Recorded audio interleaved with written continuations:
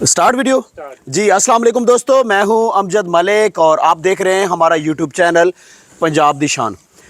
6 मई अज का साड़ा विजिट तलागंग का बड़ा खूबसूरत इलाका ढेर मोड। और इस फार्म के उत्ते असी इस तो पहले भी वीडियोज़ बना चुके हैं। लास्ट ईयर कुर्बानी दे तकरीबन 200 प्लस जानवर इस फार्म के उत्ते मौजूद ने और दुंबे और बकरे जिस मक्खी चीनी भी हैं, राजनपुरी भी हैं और मिक्स ब्रीड के भी बकरे हैं।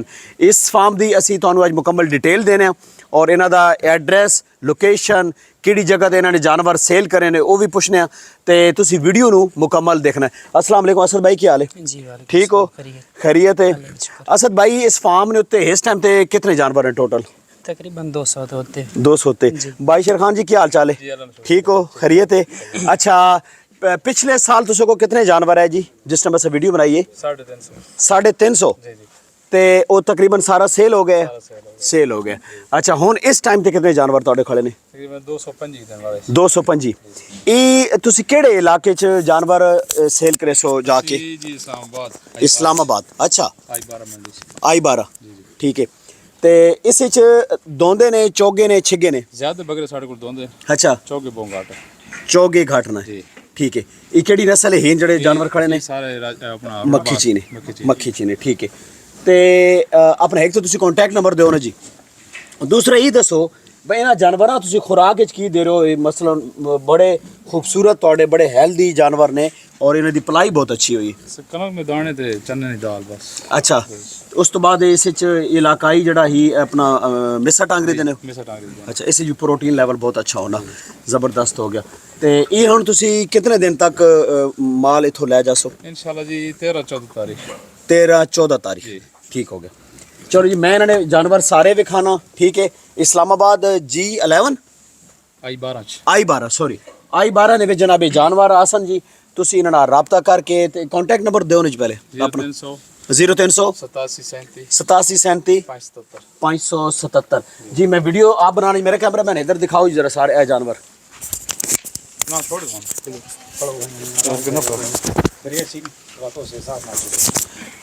इधर दिखाओ जी। इस फार्म के उत्ते जनाब जड़े जानवर ने तुहानू विखाना जी। मक्खी चीने, ठीक है, ठीक है, कोई मसला नहीं। एक एक करके ही बकरा छोड़ो जी, एक एक करके छोड़ दो। ए बकरा देखो जी, माशाल्लाह, क्या बात है। तकरीबन इन्होंने इस टाइम पे वेट कितना होएगा अंदाजा? इन्होंने वजन कितना होएगा अपना मालिक साहब? तकरीबन 2.5-3 मन जी बकरा। 2.5-3 मन बकरे ना जनाब वजन है बकरे। देखो जी मक्खी चीने ने विच लियाओ जी, माशाल्लाह। ए बकरा देखो जी, ए देखो जी, बड़ा क्वालिटी वाला, बड़ा हाइट इसनी बहुत अच्छी वे, कलर वेखो, बारीकी और पले बहुत अच्छे ने। हुण सो ओवरऑल इन्होंने सारे जनाब शैड जानवर विखाने जी। इस राजनपुरी भी हैं, इस तकरीबन 225 जानवर जनाब इस फार्म के उत्ते खड़ा है जी। कॉन्टैक्ट नंबर तुहाडे कोल आ गया, तुसी इन्हां नाल राबता करो। और ये जानवर जनाब इन्हां कोल दुंबे भी हैं जी, बड़ी आला क्वालिटी ने दुंबे। अच्छा, तुसी इधर आओ छोड़ो उसका कम है कम। इन्हां दुंबे नहीं असद भाई कितनी उम्र है? 12 भाई शेर खान हो रहा हो ना, इधर आओ। ए टैडे भी वेखो ना जी। अच्छा, इन्हां टैडे नहीं भाई शेर खान कितनी उम्र है? ये टैडे जी 1 साल ने। ये दोंदा बस टैडा। अच्छा जी जी, माशाल्लाह, वजन देखो ज़बरदस्त। ए देखो जी ओवरऑल। अच्छा, इंज करो ना, इन्हें जानवर है बाहर आवन दो, बाहर जानवर नहीं वीडियो ज़रा अच्छी आ जाएगी रोशनी च ना। इंज बस आस्ता सामन दो जी। 225 जनाब प्लस कुर्बानी ने जानवर। अच्छा, एक चीज़ दोस्तों मैं सो दसा कि ये जड़े तलागंग वाले बकरे ने ना, ये प्योर खुराक ने उत्ते तैयार किए गए हैं। इसने विच मतलब किसी किस्म का भी जड़ा ना ए चीज़ नहीं है कि खुदा न खासा इंजैक्शन वगैरह लगा के तो वो प्रोसेस नहीं। ये बड़ी खालिस खुराक ने उत्ते ये इलाकाई मिसा टांगरी इस्तेमाल करा रहे हैं, ठीक है। इस बड़ा अच्छा प्रोटीन लेवल और उस बाद ही गंदम चना, ठीक है। अच्छा भाई शेर खान, तुसी नहीं आवाज़ माइक नहीं बेचासी जरा, तुसी ना बोलो। तो ये जनाब जानवर जड़े ना जी बहुत अच्छी पलाई की थी गए प्योर दे विच, ठीक है। ਤੇ थोड़ी बाहर करें बकरा ਬੱਕਰੇ ਬਾਹਰ ਇੱਕ ਦਫਾ ਫਿਰ ਬਾਹਰ ਕੱਢੋ ਜੀ। इन्हें ज्यादा बकरे दोंदे जी ਜ਼ਿਆਦਾ ਦੋਂਦੇ ਨੇ ਜੀ। ਅੱਛਾ ਇਹਨਾਂ ਦੀ ਕੋਈ ਕੀਮਤ ਤੁਸੀਂ ਦੱਸੇ ਸੋ? कीमत मुख्तलिफ है बकरे ਅੱਛਾ ਮੁxtਲਿਫ ਹੈ, ਹਰ ਜਾਨਵਰ ਦੀ ਤਕਰੀਬਨ ਆਪਣੀ ਕੀਮਤ ਹੈ। ਠੀਕ ਹੈ।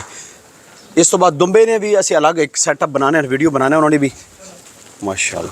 ਇਹ ਦੇਖੋ ਇਹ ਜਾਨਵਰ ਤੁਹਾਨੂੰ ਦਿਖਾਉਣ ਦਾ ਮਕਸਦ ਇਹ ਹੈ ਭਾਈ ਤੁਸੀਂ ਅਗਰ ਇਸ ਇਲਾਕੇ 'ਚ ਮਤਲਬ ਪੂਰੀ ਲਾਟ ਵੀ ਲੈਣਾ ਚਾਹੁੰਦੇ ਹੋ ਨਾ ਜੀ, ਇੱਕ ਆਪਸ਼ਨ ਹੋਰ ਵੀ ਹੈ ਕਿ ਤੁਸੀਂ ਅਗਰ 15-20 ਜਾਨਵਰ ਖਰੀਦ ਕੇ ਕੁਰਬਾਨੀ ਤੱਕ ਇੱਥੇ ਛੋੜਨਾ ਵੀ ਚਾਹੁੰਦੇ ਹੋ ਤਾਂ ਉਹ ਵੀ ਆਪਸ਼ਨ ਮੌਜੂਦ ਹੈ।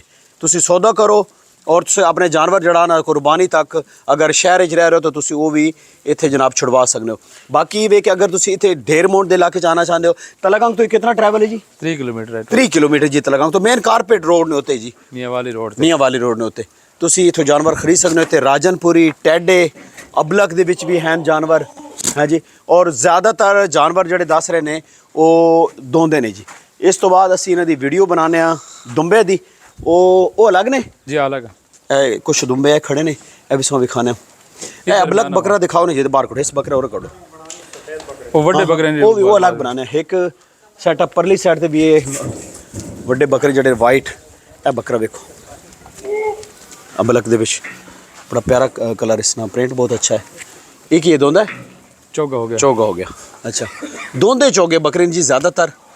ਬੜਾ ਖੂਬਸੂਰਤ ਇਲਾਕਾ ਢੇਰਮੋਂਡ ਦਾ ਔਰ ਬੜਾ ਜ਼ਬਰਦਸਤ ਮਾਹੌਲ ਦੇ ਵਿੱਚ ਇਹ ਜਾਨਵਰ ਪਾਲੇ ਜਾ ਰਹੇ ਨੇ ਜੀ।